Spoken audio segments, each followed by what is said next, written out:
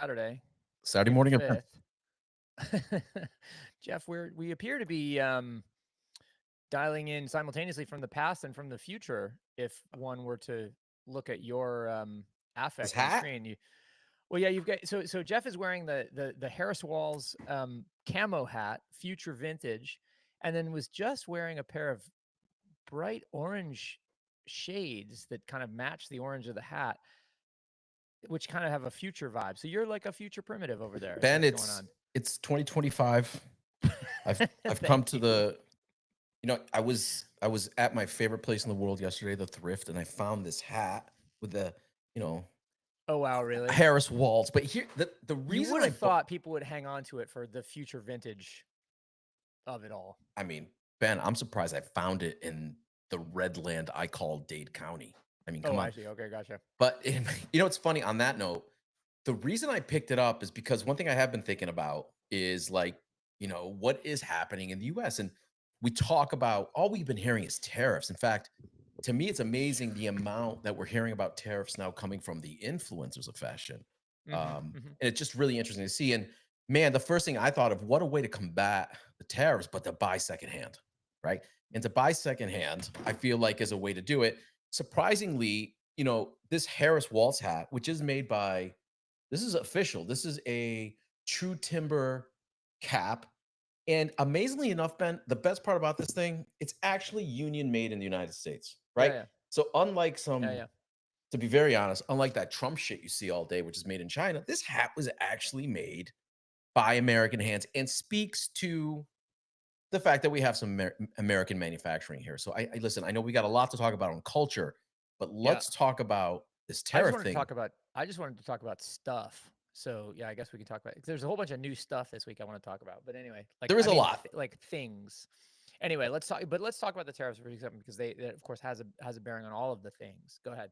Well, the thing, so that I'm really trying to get a grasp as to what part of my world is being affected by this. And the argument would be said that essentially everything is being affected. Okay. Yes. And the first thing I noticed when they started talking about the tariffs, especially coming from Europe, I saw something mentioned like chemicals or medical supplies. And I Mhm. use a very specific contact lens solution that is made Okay. in the Netherlands. It's called Tangible Green. It's very specific for the contact lenses I have. This is a solution that I guess cannot be made anywhere else, and it's crazy. You could think about like pre-tariff, like a bottle of Tangible is already $25. It's not even that large of a Right, bottle. sure. What the hell is going to happen with this thing? On the other hand, and those are things that we need. On the other hand, maybe it's a little bit of a wake up for us to talk about things, talk about the things that we have, the things that we can still have, Sure. and you know, how do we fight it? But with that said, I want to get immediately into things, Ben. What have you been looking at? What have you been reading? Okay. All right. So we don't want to talk about tariff. Look, I'll just say this: the interesting thing is, I mean, the sheer stupidity of all this, which we've seen the market reflect over the last 2 days. B um the the the the way in which this is going to hurt the Trump administration's voters the most, Hmm. and and then thirdly, I mean, it affects everybody, but them the most because now the reciprocal targets or tariffs are going to be targeted specifically at them, the way that China has done, the way that or not China, excuse me, the way that Canada has done, the way that Mexico has done. Everybody else will as well. But the interesting thing is going to be, Jeff. I think exactly your point. Like everything gets more expensive in the short term, Oh my and God. not because just simply because things that are already ordered and are coming here are going to land when tariffs that weren't anticipated when they were bought are put in place. That's going to have a direct translation to the retail price that people pay Right. And what does for that look like, right? What does that tariff look everything. like to the average person? That could be you buying something from overseas and getting that FedEx invoice like I do Yeah, almost every yeah, yeah, day, yeah. right? Where That's by the way, FedEx, the last thing FedEx wants to do is handle your taxes, but they have no choice, right? This is how they collect the I shit. hadn't thought about Um, that. Yeah, you're but right. listen, if there is one positive, and I'm working on a story on selectivism on this, is can we now finally start to realize that a lot of what we have is pretty damn good, especially Yeah, stuff that's yeah, sitting in yeah. our closets. Okay, Sure. I'm not talking, and quite frankly, even like dare I say, vintage fast fashion, which to me would be the late 80s, 90s, made in Hong Kong, Gap. That was Oh, fast interesting. fashion, Okay. right? That's sort of Okay. in my that Hong Kong move in the late 90s to bring in manufacturing over there. It also kind of has you wonder, like, is it the fault? Is it the fault of the everyday creator today that we cannot go and build a specific PVC or specific rubber to be used in a piece of footwear, right? The everyday Or creator? I don't the understand everyday that. person, like you and I, Oh, like okay. back in the Okay. day, we could, I don't know, and maybe I could be wrong, but we could go and develop something, and quite frankly, you could probably get it made locally. You could probably get it I made in the see. I United see. States. But as innovation has changed, and as we've been trying to lower those costs, innovation has moved overseas, Sure. undoubtedly. One of the Yep. reasons why we see such, quite frankly, why it was so important for the United States to have such amazing open immigration policies with countries that were bringing incredible talent. Let's be honest, they didn't do it just for any old reason. We knew I that the talent was mean, coming through, you just know? the So what happens now? Do we I don't know. It's a bit of a mess. I don't know. I find the whole thing sort of stunning because you would think, I mean, A, it ignores economic reality, like precedent economic reality. B, it works against what I would call a development mindset. Like if Trump, is a developer, right? In real estate, of Mhm. course, not in general, but like the development mindset is like, what is the next project? Where are things coming from? What is the pipeline? How does the future become reality by a set of direct parts? And the the mechanisms for development, like intellectual capital, human capital, seem to be being cut off. I find the whole thing very bizarre. But It Jeff, it is. I Go ahead. wanted to. Okay, so here's the thing that got me thinking about things. Right, you talked about Selectism a minute ago. You put up a new episode, a new edition of Selectism this week, which was a list of, broadly speaking, interesting goods that you've got you're keeping an eye on, and Yes. it it reminded me of, I mean, A, I really liked it. B, Thanks, it Ben. Appreciate that. reminded me of the list publication magazine, which is the spelled in the French way, like magasin, if you, for all our francophones out there. Sure. Um, but but which released its brand list today, or on Sunday last week. What Laura, who publishes that newsletter, is doing with her brand list is looking at the number of instances and the sort of quality of reference to brands in her newsletters chat group, essentially, and then Mhm. creating a brand heat list from it. And what struck me about it, and I wrote about this in mine is a little bit this week, was that what you've got in that list is you've got a what's hot now list. You've got a change over time measure from the last one. You've got a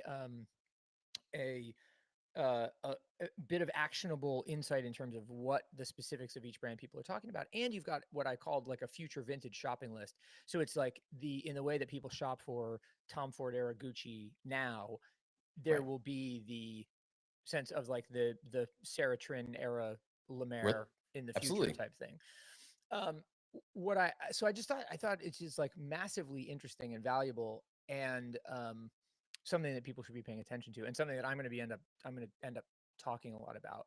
Yeah, it's we are in a place, I think, where it's quite frankly not rather, let me step back. I feel like we may be entering a place that may not be that dissimilar than what we saw in 2007, 2008. And funny Hmm. enough, that's when Selectism was born. High Snob was born around that time too, and plenty of other properties Sure. where I wonder if we go back to this place like we did then, which I recall being a place where we became more reserved about our purchases. We um Sorry, Lower. I We did lost you, what? Ben. I apologize. I lost you on the screen for a second. Um, Don't lose me, we Jeff. I'm here. we started to look at the things that we couldn't have. It's funny because I look at Yeah. Selectism traffic back then. It went up during the recession to some extent because people were spending a lot more time, quite frankly, looking at things that they Researching. wanted, right? Interesting. So, Interesting. in what came of that was, you know, by the way, be very clear of the hat I'm wearing as I speak here. But what came of that was So that for those of us joining us in progress, that's a Harris Wallace campaign hat from last year. so fucking good, this hat. What it comes back to is like what I saw back then happen, and I think you did too, Ben. Look at our wardrobes. Like we wear items that are so much more considered than maybe we did before '07, which Mhm. had this moment where you had menswear meeting streetwear and sportswear that was coming off of from Yeah. the big high fashion was all kind of Interesting. I but we lost that, right? We clearly lost that because we Yeah. have Timu, we have Shein. um Shein, and I love Uniqlo. I'll throw Uniqlo in there. I'll throw Zara. I'll throw Poshmark. Where we then went back to what we did. We went back to this place of consumption for sake of consumption. In fact, probably got even worse now Huh. because we're desperately looking, especially influencers on TikTok are desperately looking to show something new that they get Right. from, and I think we're hitting that cycle again where maybe, in which I would love, of course, is that we start to look again As at the fewer things that better. we Yeah. have, We've been talking about the whole idea of focusing on fewer better for a long time, but yeah, you see a big which sort of goes, which by the way goes, shock in the zeitgeist to potentially start that. Yeah. how do you shock the zeitgeist to go against that grain? Because Mhm. Mhm. you and I are Well, to go prime against the examples fast of fashion consumers. grain, right? The fast fashion grain, Yes. not the yeah. Go ahead. You We're and I prime would, consumers. We're prime consumers of hats. That's one thing. I mean, that's for sure. I mean, okay, this was Men of a certain This is age. $5, by the way. This is a freaking That's deal. awesome. That's awesome. Regardless, it is going to be interesting to see what consumption looks like as we begin to make more difficult choices about what we're buying. I think Yeah. that's really what I wanted to chat on. Well, that and also what the stuff that's new, like so there were three products that I saw this week that I wanted to talk to you about. Um, in no particular order, they are the painter jacket Italian denim work shirt that dropped this week, the new Rolex Land Dweller, Hmm. their new model, and the Village PM 1 p.m. shoe. You What? familiar with any of these? I'm familiar with the Rolex, but bring me All back right, to that third. What was the all right. latter Let's there? okay. So all right. Then this fine place to start. So Village, which is like villages in English, but it's French brand, so it's Village PM or Hmm. PM, I guess probably. Which is a new skate shoe brand that Oh, had its release of this particular model, the 1 p.m. at the Broken Arm on Wednesday night, the very directional Parisian fashion boutique. They dropped a skate video and they dropped this new shoe, and it looks like a climbing shoe. Um, so it's very interesting, like the idea that you take a climbing shoe shape and you turn that into a skateboard shoe. So wait, it I'm gonna look make sure I'm looking at the right thing. And if I want to make sure I'm looking at what looks like a store called Hunting Lodge that carries the 1 p.m. that could be true. You could go to Heart. There's a story on Heart Copy, Okay, the even better. Instagram account Shout about out. Village PM. That's from the 30th of January, that particular story. Got it. But in any case, this is it looks like a rock climbing shoe. It also has, tones of the Nike Foamposite, has tones of the Puma Speed Cat and some of these real low profile shoes that all the kids are into these days. But but the thing about this thing is twofold, right? I read about it in the newsletter Simple Magic yesterday, which is a great skate newsletter out of Vancouver. Um, and Cole, who writes that newsletter, was talking about the Village premiere on Wednesday night at the Broken Arm in Paris, but he was just saying, like, these guys are doing a new skate shoe really well. I look at it and go, that's kind of awesome because we've brought in a style or a silhouette that you've never seen in skateboarding before. Right. And then skateboarding, of course, is a sort of a directional leader for many other footwear choices. It, The but the thing that I liked about this, as I read further into it, and the Heart Copy story goes into it, is that the vamp, essentially, like the rubber, because it is off a climbing shoe platform, yeah. is replaceable, and it comes with a replacement um, a replacement rubber piece, right? So you can essentially make the shoes last longer by repairing them yourself. And that's something that, like skateboarders have been putting duct tape or shoe goo or replacement laces or whatever it is on shoes literally forever. But I don't think I can't think of a skate shoe company that's ever made a replacement piece with it. And I thought Right. that was a really cool It innovation. I wanna be clear here. What part of that shoe is replaceable? The rubber, The rubber so it has sole. yeah, it has a sort of a wraparound rubber vamp and toe cap that yeah, is apparently replaceable. You know, is I wanna be clear here. Is the company itself make hiking shoes first and foremost and is now moving into the space? I don't believe so. No, I think this is launched as a dedicated skate shoe, Okay, got it. Cool. and they've got a couple of different silhouettes, and but I this love is the the one that I think innovation. is most interesting. It reminds me of a shoe that I believe was called the Air Zoom Haven by Nike back in the day, which Could be. had a very similar shape as well as the Speed Cat. Um, Ben, how was the response? Because I actually want to talk about another skate shoe that's launched over the last 6 months, but I'd love Oh, to hear the interesting. Okay. response. Well, I mean, it, judging by the uh, judging by the huge line outside of the Broken Arm and the reception from Simple Magic, I would say the reception is has been very good. I think and it's cool to see like a new brand come into the market and turn heads like this. I mean, I got the newsletter while I was sitting yesterday with Chris Corrado, and I was just like, hey, you know anything about this brand? And And Chris, by the way, this is who knows every simplemagic.substack. brand. Yep. Simplemagic.substack, yeah. Excellent. Shout out to Cole who does that one. But the but and Chris hadn't heard of it, which was I thought was pretty awesome because it's like the idea that these brands can still travel under the radar, pop in that way at a highly desirable kind of retail partner um, and change things is pretty cool. Yeah.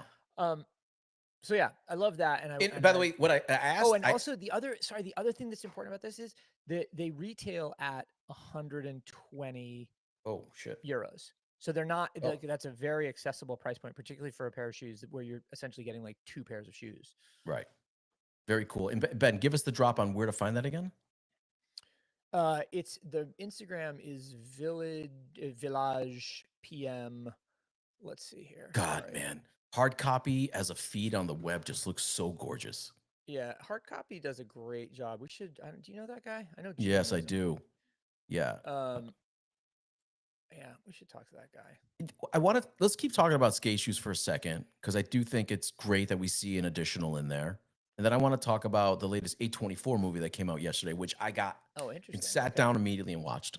But I want to also talk about this product by an Italian luxury shoemaker called um, P448. I Okay. was not familiar with this shoe brand prior to So hearing this story. Go ahead. let me just stop you for a second, Jeff, to answer this. So Village is there is no S. Sorry, I made a mistake. So it's Village like village Yeah. underscore letter P letter M on Instagram. And they interestingly enough don't seem to have or they don't have a website that you can actually do anything with. It's just like a list I of love it their even stockists. better. Yeah. Yeah, and by the way, a nice sub 1K brand. Thanks for the follow here. I'm glad to be looking at this. You know what I love looking too is when you follow new brands, especially for Village PM. I'm looking at the tremendous number of competing competing creative people that work for other brands that are also following it. So I got to give them Interesting. credit to You're that. looking at the follow list. Yeah. Yeah, it's Interesting. nice to see that. P448 I think has a bit of a different story, and I don't want to get too deep into it.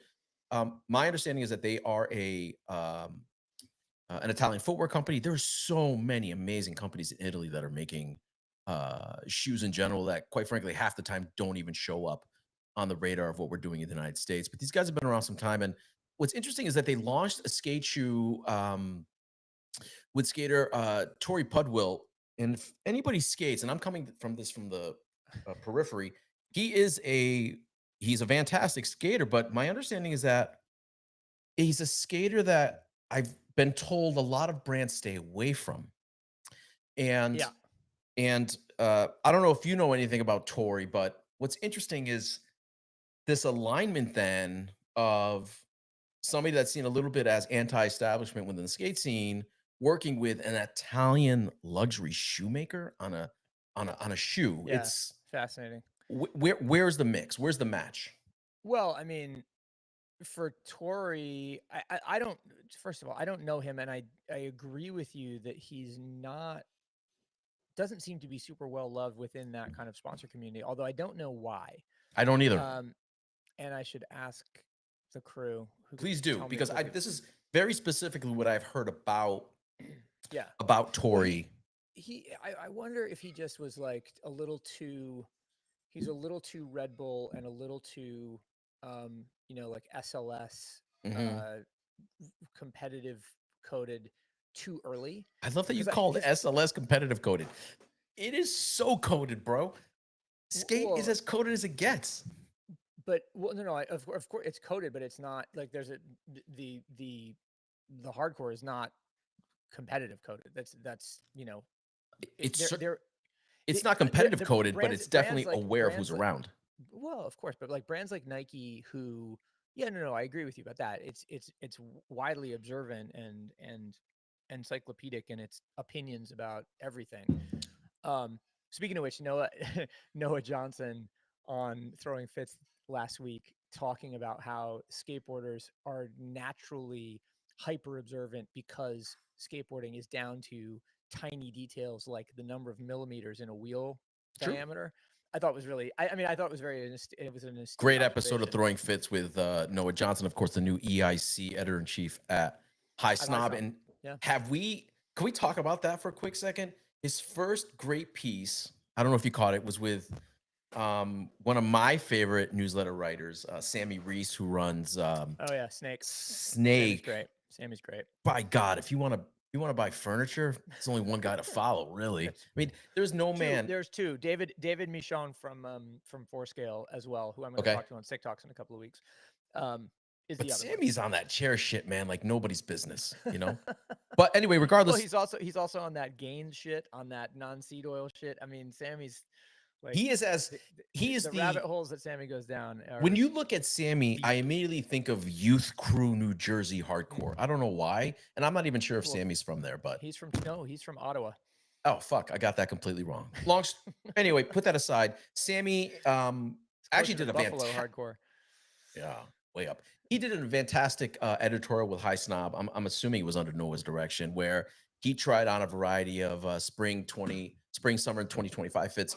And what I loved about it was that it felt, number one, so Noah, and like more importantly, it felt like that's what I wanted. I felt like I was looking at a story on Snob that I wanted to see again, which I thought was fantastic. Meaning that it was a story that you wanted to see there as a former editorial eminence, or that you wanted to buy the stuff in it, or both. I think both. Sammy, number Okay. one, just to see him get that, be in front of a camera and be his very fit self doing his very fit thing, which I thought was great. Yeah, But it yeah, also for sure. it spoke a little bit, I think, to a place where, I think we can have men's and women's wear again. And that Yeah. conversation can be had. The conversation can be had in a way that um um you know, doesn't have to fall in line with what's happening in society, but shows us that we can still have a lot of fun. So I think the Sure. fun factor to me was cool. And more importantly, I just love Noah's style. So anything that Noah wears, I know he kept name dropping A Press and Evan K and all that stuff. And Evan Kenora, yeah. Yeah. And so it's just, to me, it's going to be fun, quite frankly, to see menswear again.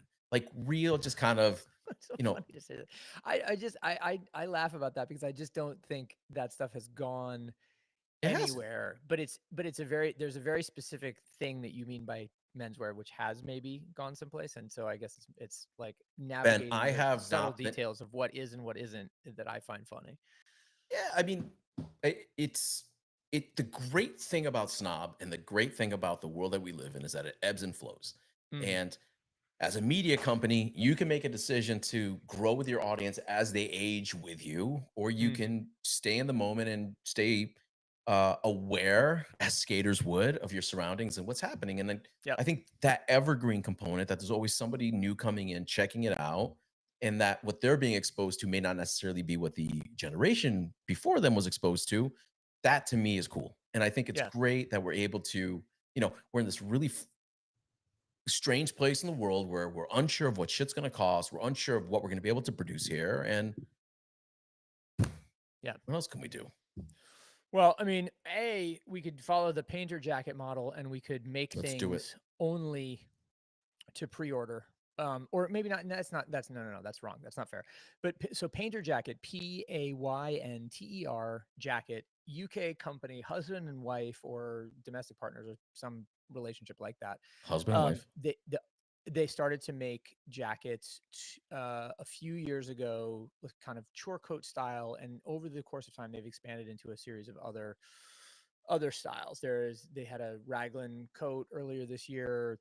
And then they just released on Wednesday Oh a shit! Look at this shirt.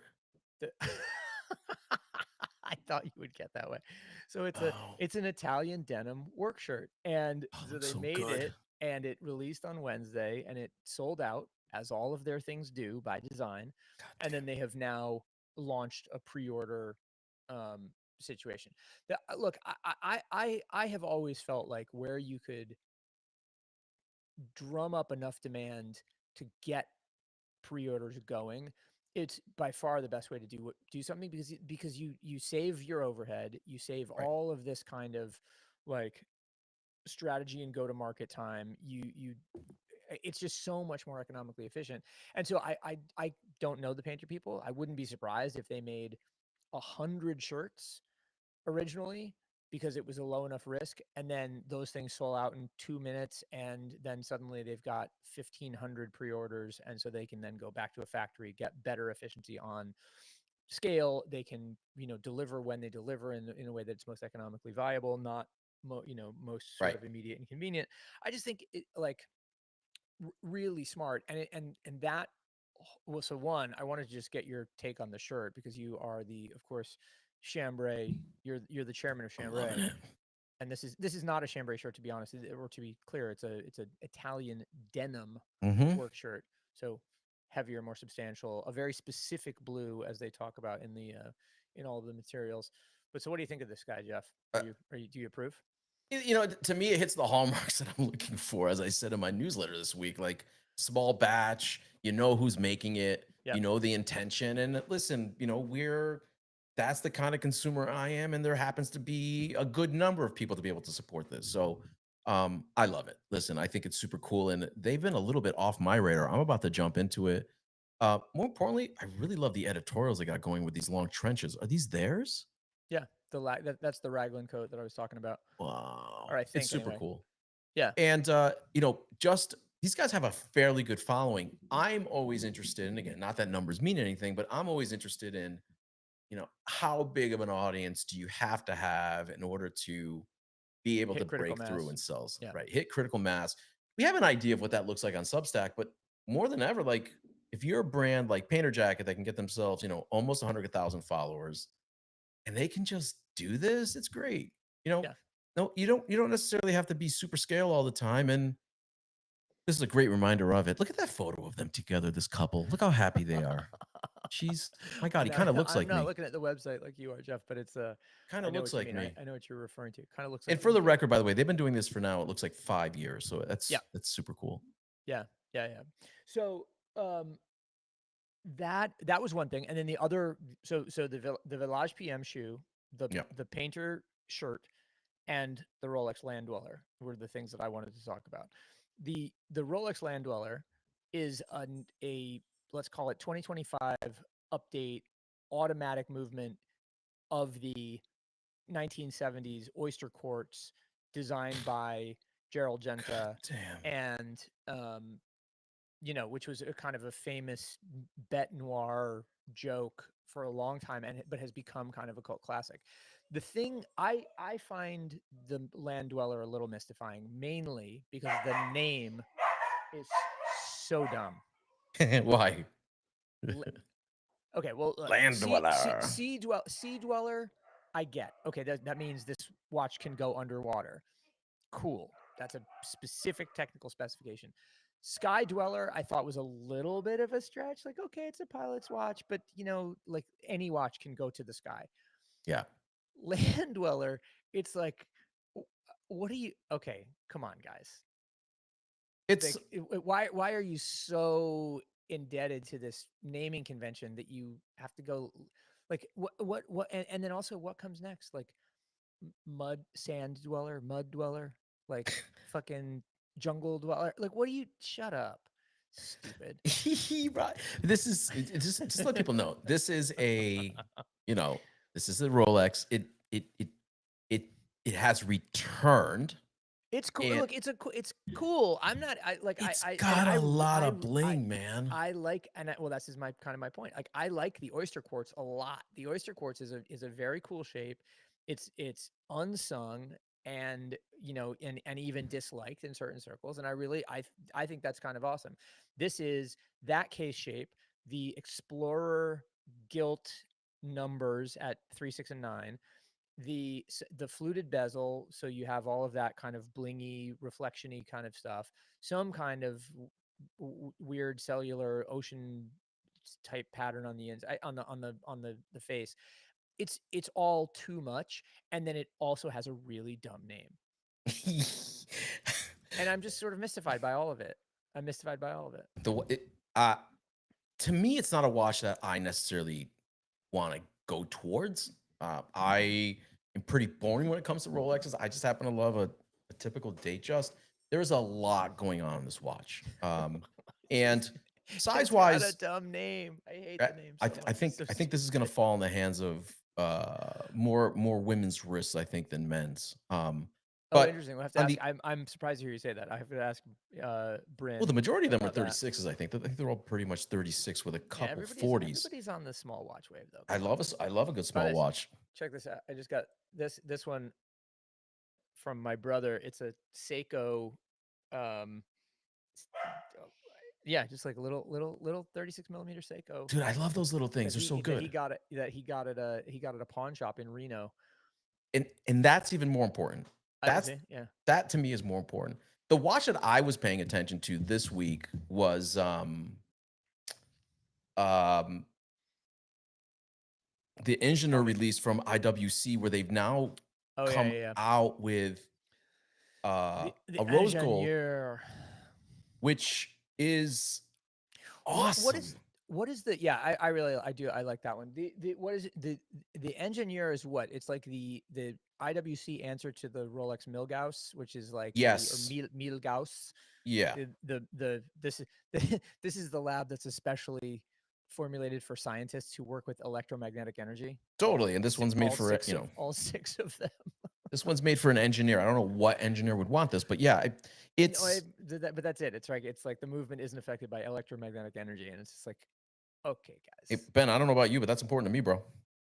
Okay, fine. To some people it is, That but is not important to me at all. I it, the thing about these new models is that they give me non IWC vibes. Interesting. Okay. I come to IWC. You and I are both IWC owners. Full disclosure, I come for other watches. But what I love about this thing is that it feels extremely over-engineered, which falls very much in line with its name. And this Yeah. black ceramic, I don't know. I just feel like you can never go wrong with black ceramic. The question is, do you put this watch on? And let me just check what the pricing is on this. I want to see if I'm actually on the Hodinkee website right now. They don't mention pricing. Yes, It's, I mean, 46K. Oof, fucking hell. wait, for the what? For the black ceramic? No, black ceramic's 20K, 19.5. And then the rose Ooh, gold. 40 was. Sorry, again, Oh, said bet? okay. No, nothing at all. I mean, you can get those. I mean, I'm seeing them closer to between 10 and 15. So I guess maybe the 46 has got to be something It's got to be more special. on the more expensive something side. special. Do you I guess the price at the high end for the rose gold is certainly still less than it would cost you to buy a Nautilus. But Yeah. it gives The- me the it gives me Patek similar Philippe, yeah. vibes. Is this thing it may also compete with the APs to some extent, especially with the flat face and the No, screw it's downs. definitely yeah. This is definitely meant to steal share from the AP Royal Oak and from the Nautilus. The difficulty with The- watches is that the longer you look at them, the more you want them. You know what I mean? Like I can only stare at this video for so long before I put my deposit down. Okay, I mean, there we No, go. I'm kidding. But listen, hey, the great thing about the watch market is that for as obsessed as we stay with Rolex, listen, it looks like the market is soft right now. So what a good time to buy a watch. Secondhand to beat the tariffs. Or exactly. Well, get it from a pawn shop in Reno. My brother successfully did that, and this is a great piece. I love this. I am going to start a All right. Well, subcategory listen, of Jeff. the We newsletter, called Beat the Tariffs. And I'm going to show you okay. all the shit we can beat. Wow, we went long today, Ben. Sorry, I bud. love that. I love that. I love that. Well, no, Jeff. Listen, I mean, we're developing editorial franchises. It's okay. We got a little R&D Thank time God. here. Thank God. Ben, it's been a wonderful All right, Jeff. Saturday afternoon with you. Thanks for everyone that are listening. If you're listening on the road in your car on the weekend, or you're catching us on Monday at work, we hope you're enjoying it as much as we are. Give us a follow, give us a like on Spotify or your Whatever your favorite podcast platforms are. listener of choice. Let's give the shout out really quick. Breakfastclubbing.substack.com. Sick Talks.breakfast club. Nope. Breakfast Industries. Breakfast Industries. God damn it. Breakfast Industries. But there is also now the Breakfast Clubbing International group on LinkedIn, which anyone is Get the fuck welcome out. to join. What? That's Yeah, amazing. Shout out, by the way, to the Clubbing number of people International. that joins. You're gonna own cool. this thing, Ben. And yeah, we'll see you guys next week. Enjoy your weekend, guys. All right, later. See ya. Okay, I guess I'm the slow one. Let me see. Cool.